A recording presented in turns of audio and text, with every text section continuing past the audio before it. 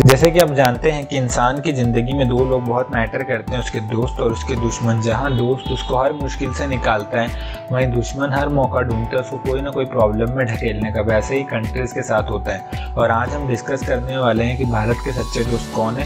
तो नमस्कार दोस्तों, आप सबका स्वागत है लास्ट मिनट एनालिसिस पे। और अगर आप नए हो तो हमारे चैनल को सब्सक्राइब कीजिए, बेल आइकन को प्रेस कीजिए ताकि हर वीडियो की नोटिफिकेशन आपको सबसे पहले मिल सके। तो चलिए शुरू करते हैं।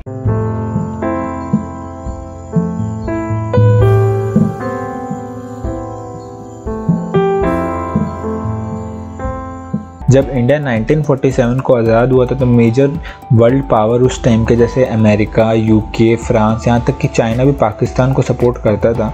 और इंडिया को एशिया में अकेला देख के सोवियत यूनियन ने दोस्ती का हाथ बढ़ाया था। और ये बात हम भूल नहीं सकते कि उसने हमारे बुरे टाइम में भी मदद की थी। जब 1957 में इंडिया में फूड क्राइसिस था, मतलब इंडिया में खाने के लिए नहीं था, और इंडिया ने दो कंट्रीज से हेल्प मांगी थी। एक थी अमेरिका और रशिया। जहां अमेरिका अपने संसद में बिल पास करते रह गया था, वहीं रशिया ने बिना किसी दुनिया की परवाह किए बिना उसने 50,000 क्विंटल टन ऑफ अनाज भेज दिया था।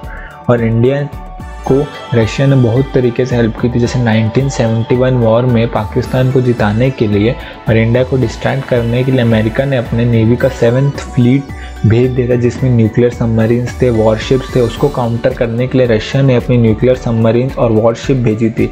यहाँ तक कि इंडिया की सबसे पहली सैटेलाइट आर्यभट्ट, वो भी हमने सोवियत यूनियन की मदद से लॉन्च की थी। और इन दोनों की दोस्ती का सबसे बड़ा माइलस्टोन तब दिखा था 22 जून 1962 को, जब यूनाइटेड नेशन सिक्योरिटी काउंसिल में एक प्रपोजल आया था कि कश्मीर पाकिस्तान को सौंप देना चाहिए। तो रशिया ने बिना किसी दुनिया की परवाह किए बिना ये प्रपोजल को अपने वीटो से कैंसिल कर दिया था और उसका 100 वीटो यूज़ करके ये प्रपोजल कैंसिल कर दिया था। और आने वाले टाइम में इन दोनों कंट्री के रिलेशंस और सुधरे हैं। जैसे कि रिसेंट टाइम में इंडिया ने रशिया को $1 बिलियन लाइन ऑफ क्रेडिट के रूप में दिया है, जिससे दोनों कंट्रीज़ के बीच में ट्रेड बढ़ेगा और रशिया अपनी इकोनॉमी में भी उसको इन्वेस्ट कर सकता है। और दोनों कंट्री का गोल है आने वाले टाइम में अपने ट्रेड को $50 बिलियन तक लेके जाना 2025 तक। और जैसे कि जानते हैं कि रशिया इंडिया का सबसे बड़ा आर्म सप्लायर है। जो इंडियन मिलिट्री में उसका स्टेक है वो 68% जो कंपोनेंट्स यूज़ होते हैं इंडियन मिलिट्री में रशियन ओन्ड है। और आने वाले टाइम में दोनों एक पैक्ट साइन करने वाले हैं जिसका नाम है रेलोस। उससे ये होगा कि वहाँ दोनों की मिलिट्री वहाँ के नेवल बेसेस और एयरफोर्स को एक रूप में यूज़ कर सकते हैं, लॉजिस्टिक्स के लिए, रिपेयर वर्क के लिए, किसी भी चीज़ के लिए।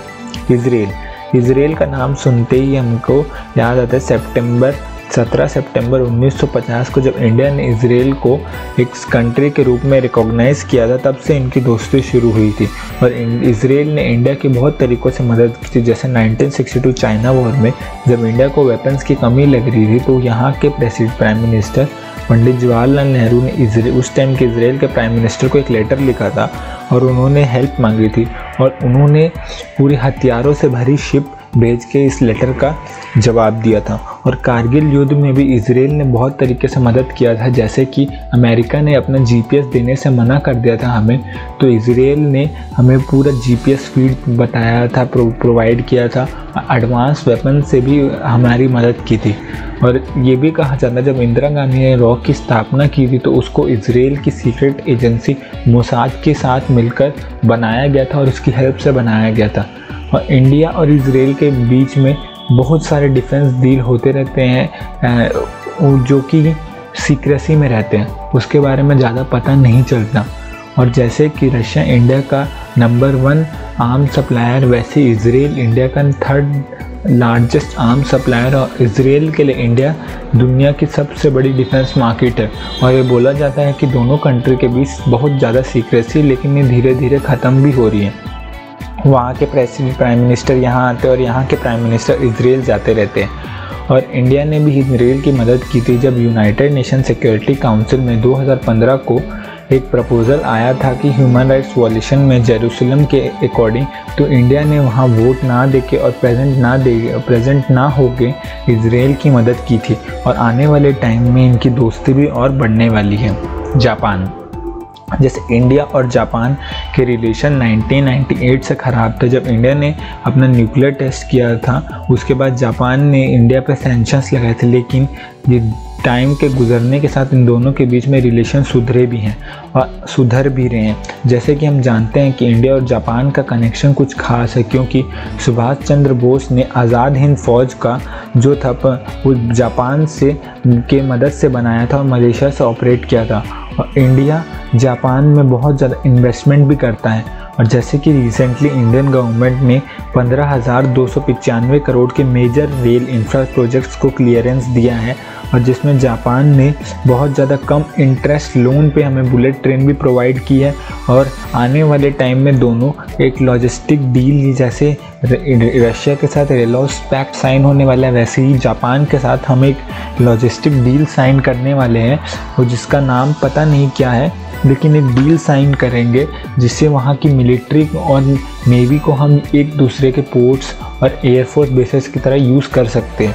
और last but not the least, USA. जैसे ही जानते हैं कि यूएसए और इंडिया के रिश्ते कुछ खास नहीं है, वो पहले से ख़राब थे और ज़्यादा ख़राब हो गए थे 1998 में। जब इंडिया ने न्यूक्लियर टेस्ट किया था तब यूएस ने इंडिया पे सैंक्शंस लगा दिए थे, पर धीरे धीरे टाइम के साथ ही रिश्ते अच्छे हुए और ट्रम्प के टाइम में रिश्ते और अच्छे हुए। 2016 में यूएस ने अब इंडिया को अपना मेजर डिफेंस पार्टनर बताया था, और इंडिया ने बीते कुछ टाइम में मेजर एग्रीमेंट साइन किए हैं यूएस के साथ, जैसे लेमोवा, वो एक लॉजिस्टिक एक्सचेंज वाला एग्रीमेंट है, जैसे कि दोनों मिलिट्री एक दूसरे के बेसेस और नेवी एसेट्स को यूज़ कर सकते हैं। कॉम का सा मतलब वो हाई इंटेलिजेंस शेयर करते हैं, इंटेल शेयर करते हैं, और आने वाले टाइम में बेका भी साइन करने वाले हैं। और इंडिया का सेकेंड लार्जेस्ट आर्म सप्लायर है अमेरिका, और आने वाले टाइम में इनके रिलेशंस और अच्छे होंगे और फ्यूचर में और अच्छे होने की उम्मीद है।